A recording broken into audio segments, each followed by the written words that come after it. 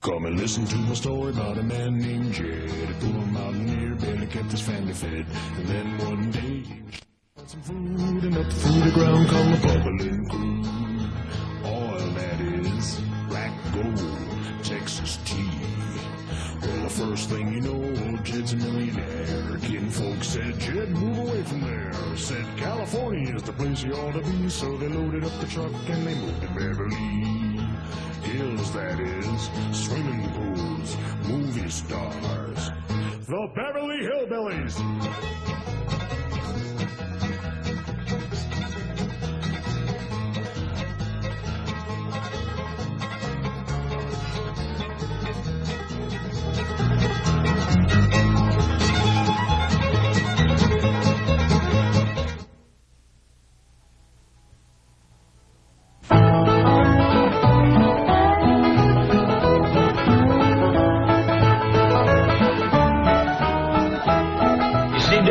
It's easy. I just throw this stick out yonder. You pick it up and fetch it back. Okay? Well, we'll do it again. Go on, boy. Get it. Fetch it to him. Fetch it. All right, I'll show you. Just once more now. You watch.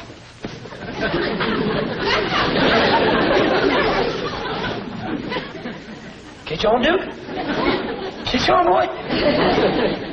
Do it once more. Fetch it to him. Get it! Come on! Get it! Shucks! You know something, Uncle Jed? That there is a real dumb dog. Well, I don't think he's so dumb, Jethro. He just learned you how to fetch sticks for him. But the dog is the one that's supposed to do the fetching. Why, there's a fella down the street that has a dog that fetches sticks for him all day. Well, next time you want some sticks fetched, go down the street and let that dog fetch them. He just don't care nothing about it. Top bottle top running around. Jed, do you want some victuals today? I do, Granny. I've worked up a right smart appetite fetching sticks for old Duke. Jed, that's the trouble around here. The critters are taking over. Tilly Mae has done made pets out of everything but my pickled turnips. What's we gonna do for victuals? Hey, I remember something Mr. Drysdale told us when we first moved in here. What's that? He said anytime Granny didn't feel like cooking, there was some folks that'd fetch food over to us. Here in Beverly Hills? Yes, ma'am. All you got to do is call them on the telephone and tell them what you want. Well, now, that's mighty neighborly. You recall her name, Jethro? Let's see. Caterer. We call her first name? It's a woman. Beverly. Beverly Caterer? Must be a winter woman. She's the best cook, Dad. They have more time. Well, let's call up the widow and see what she's got cooking today. Now, just a minute, Jed. I want it made clear that I'm going to do something for her in return. Oh, naturally. We don't take charity. Come on, Duke. Let's try it again. Oh, howdy, Miss Operator. This here is Jed Clampett. Well, I'm wanting to call a widow caterer. Beverly's a Christian name. I don't rightly know what her late husband was called. Anyway, she's the one that cooks the food and takes it around to folks? Yes, ma'am, that's it. Beverly Caterers. Oh, caterers, is it?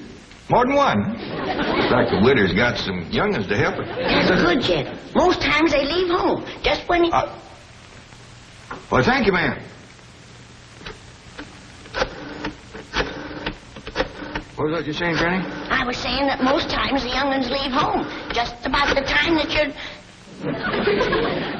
Well, howdy to you, Miss Beverly Caterer. This here is Jed Clampett. Sounds like a right friendly woman.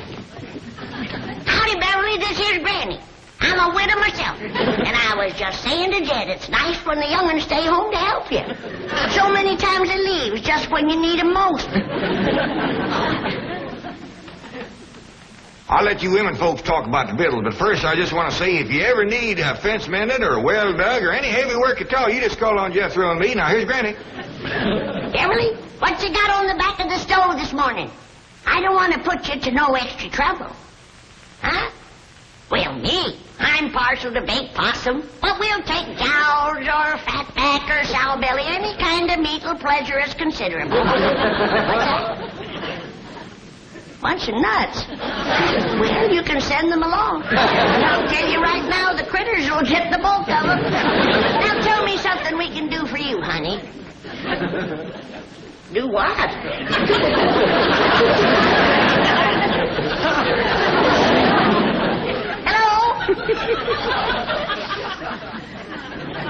I declare, Jed, I never knowed anybody could turn nasty quicker than her.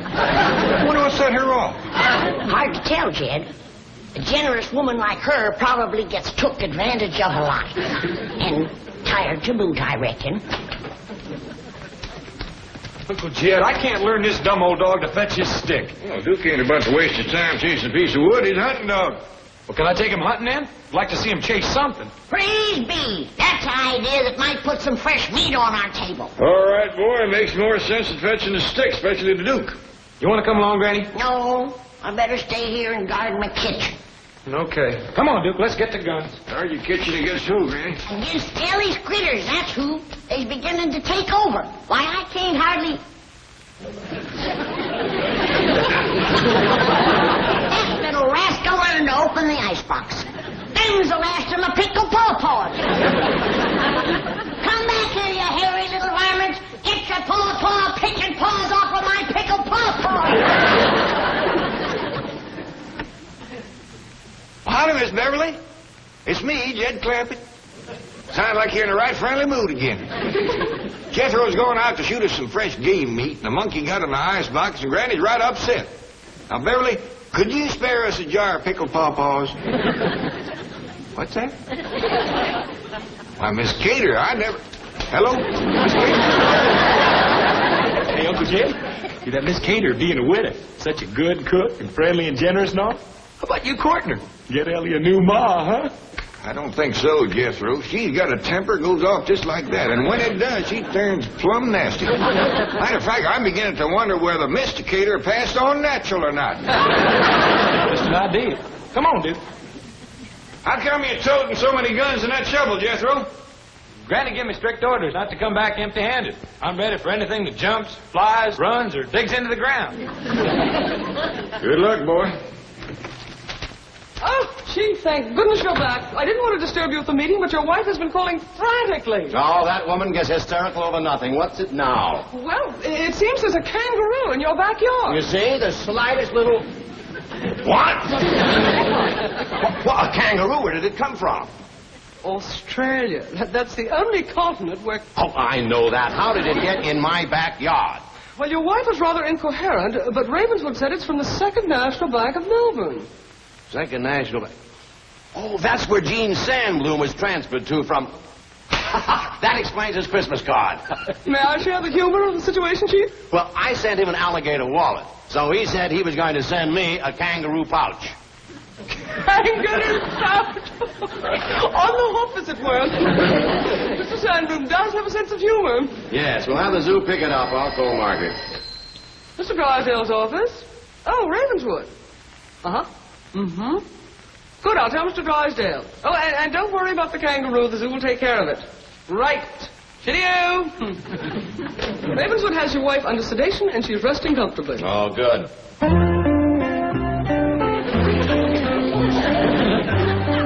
Here we are. A bit of mutton and Yorkshire pudding should hit the spot. You may be from down under, but we're all part of the empire. Oh, Brett. The zoo must have already come for you.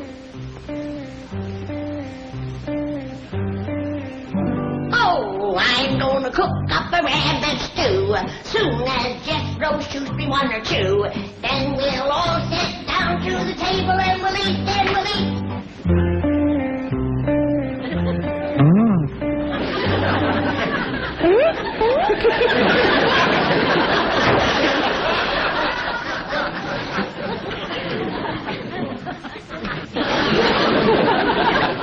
How's it going, Granny?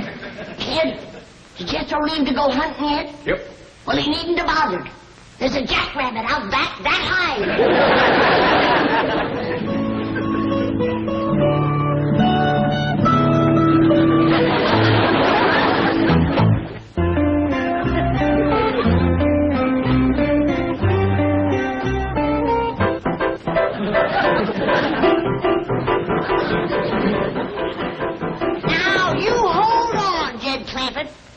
tell you I ain't touched a drop. And there is a giant jackrabbit out in our backyard, and it is this high. Granny, you and me has seen some good-sized jacks in our day, but not 5 foot tall. Kid, there's a lot of things we never seen back home that we are seeing out here. And that's one of them. A piano playing, icebox opener, paw Filford 8. All right, Granny. I'll go take a look at your jackrabbit. Come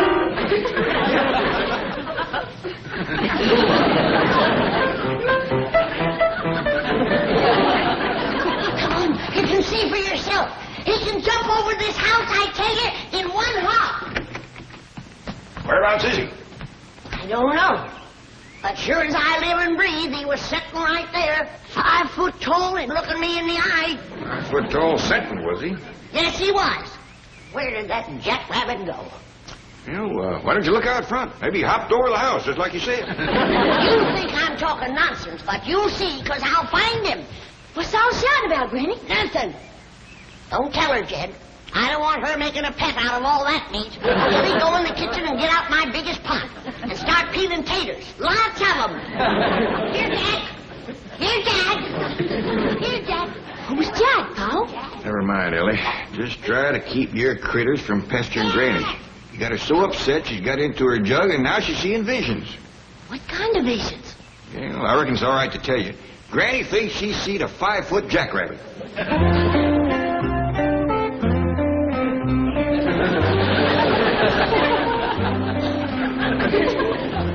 Howdy, Mr. Jackrabbit. The weather's turned off real nice, ain't it? Mighty fine clover out there on the lawn if you want to fatten up. I mean, if you're hungry. Don't you go away. There's somebody I want you to meet. I'll be right back. Jed, come on running. I found him. Come quick.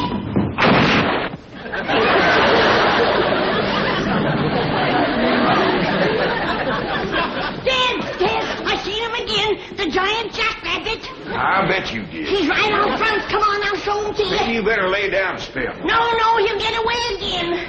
All right, I'll take a look.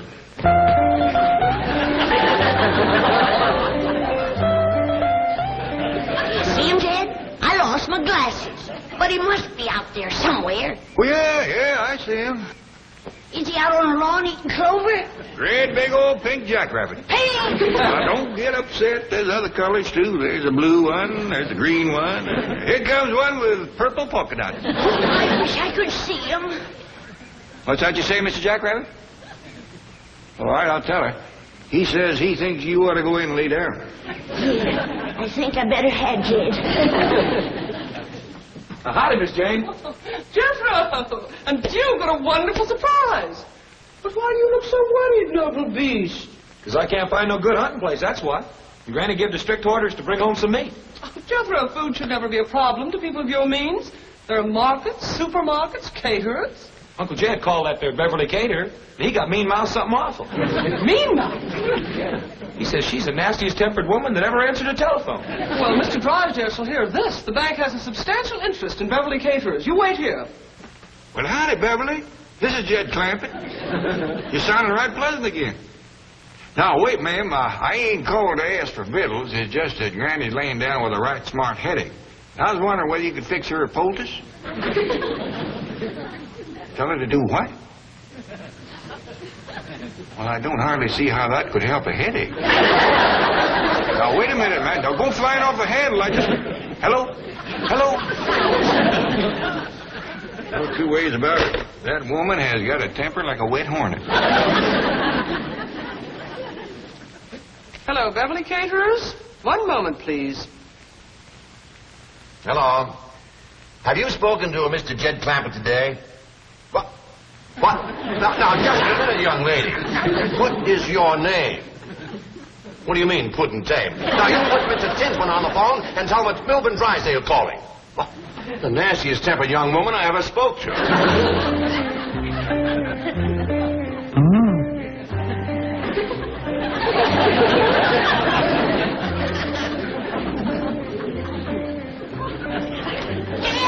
Jed, come quick.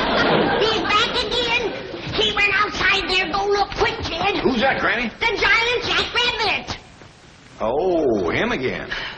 All right, where's the jug?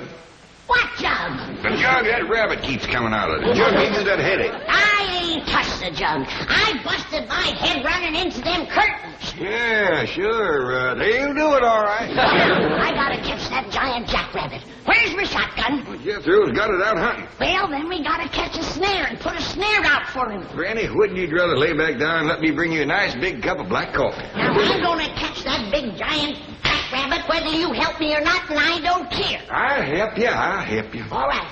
Now, you get me a nice big stout rope and put some bait in there. Yeah, take about 2 dozen carrots for a rabbit that size. Now you're thinking straight. Yeah. Just took me a while. Jethro. The restitution is about to be made. Yes. Now, give your Uncle Jed a message for Tell me. him that the young woman who was so rude on the telephone will arrive in person to offer her abject apologies. Yes. And tell Granny she needn't worry about food. The young lady will also bring with her a truck full of delicious piping hot viands and an assortment of tasty beverages, all of which will be offered at your pleasure. Yes. Have I anything else to say, Miss Hathaway? No, Chief, I think you've said it all. That sure is going to make Uncle Jed and Granny happy. Thank you, Mr. Drysdale. Not at all. Glad to do it. Jethro? Don't you think you should reward me for my efforts?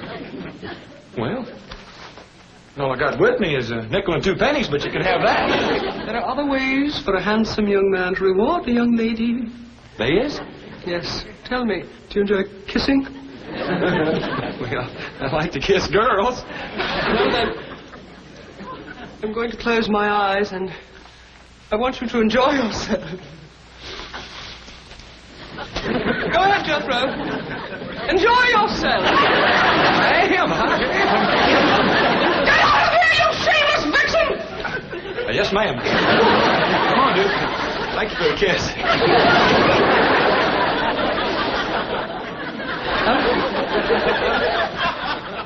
Now, let's see. If I was to tie another rope onto the bottom of that limb, pull it down, and then take my loop and put some carrots in it. Howdy, Mr. Jackrabbit. Would you like to step into my kitchen? You ain't gonna get away from me again, I can tell you that. Now, are you gonna come peaceable, or do I have to take you by force?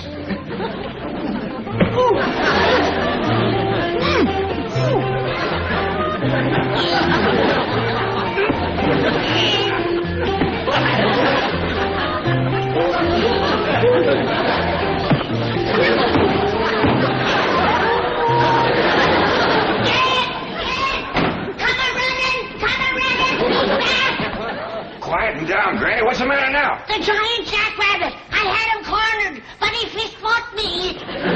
Fist fought you. Yes, he did. Now you go outside and belt him upside the jaw.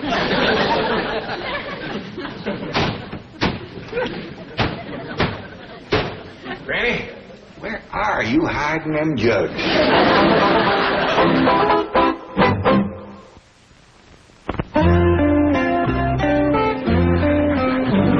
Oh, I'm gonna cook up a rabbit stew, and one giant rabbit will more than do. Granny, you don't have to do no cooking. But like I said, that there Beverly Caterers is going to bring over a whole truckload of viands and beverages. I ain't depending on nobody with a temper as bad as her. Besides, I don't need her viands. For the next couple of weeks, we're gonna be eating high on the rabbit. Well, where'd you get all the rabbits? One rabbit, Jethro. One rabbit? He must be a whopper. Remember those big mountain jacks we used to see back home? Yeah? I seen me a jackrabbit that could put a pair of them in his pocket. In his pocket? Sure. He stands 5 feet tall and he has a pocket, right? You don't believe me, do you? Oh, yes, I do, Granny. No, you don't. Oh, Granny, I sure I do. No, you don't. All right, I don't believe you. How dare you call me a liar?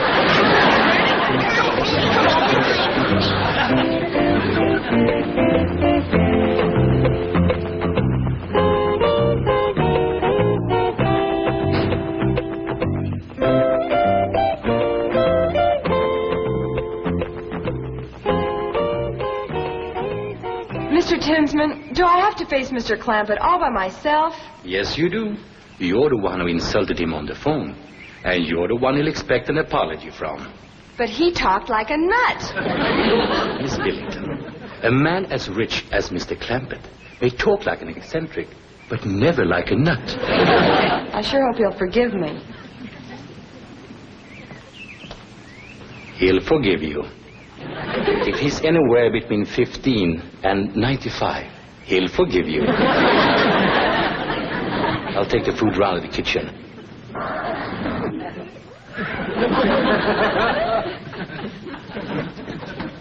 Is Mr. Clampett at home? I'm Jed Clampett. Come right in. This little fella don't say much, but he's right smart. Mr. Clampett, I'm here to apologize about the way I spoke to you on the telephone earlier today. Oh, you're, Beverly Caterers. Yes, sir. Oh, you're a deal younger than I figured. You prettier, too. Thank you. I'm awfully sorry about losing my temper when you called. Oh, now, I understand. Woman works hard all day cooking, doing for others. Youngin's hanging on her apron, and she gets a mite waspish.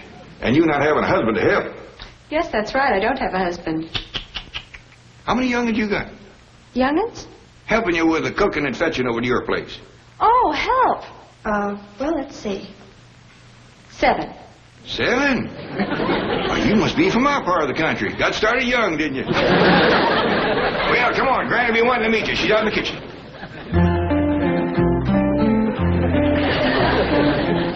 I got you, you big overgrown rascal. Now you're coming into the house over here to Jed. And then you're going into the stew. Where you're going? Oh, that's Mr. Tinsman at the back door. He's my boss. Come in. I'm Jed Clampett. A real pleasure, Mr. Clampett. I'm Bill Tinsman. I hope everything has been straightened out, and that Beverly Caterers will always be welcome in your home. Why, you bet you're lying. This is a mighty fine young woman. She says you're her boss. That is right. I own Beverly Caterers. Dickens, you say. Can you do that out here? Why, of course. Mr. Drysdale holds a small mortgage, but as soon as that's paid off, she's all mine. That don't take the ham off the hog.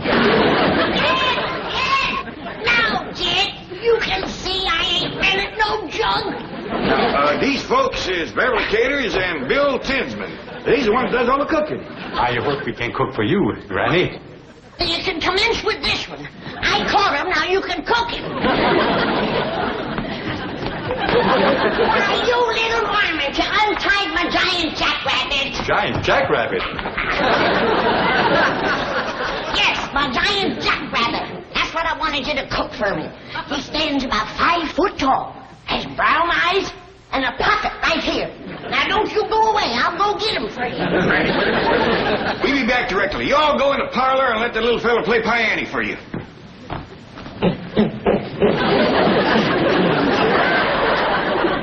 You say eccentric? I still say nuts. Say you're right. Let's get out of here. Can't understand it. He was free. Why should he return?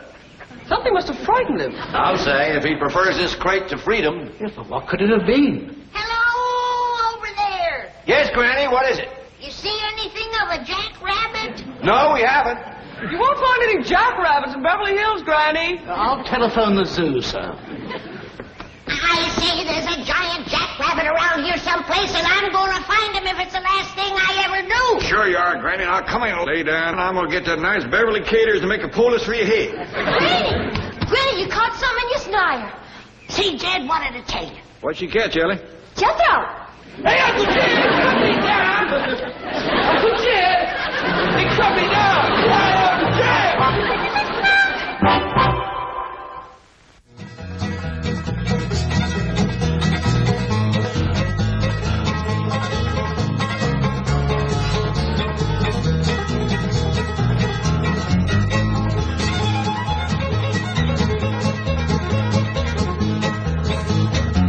It's time to say goodbye to Jed and all his kin.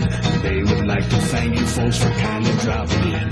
You're all invited back next week to this locality to have a heaping helping of their hospitality. Hillbilly, that is, said a spell. Take your shoes off. Y'all come back now.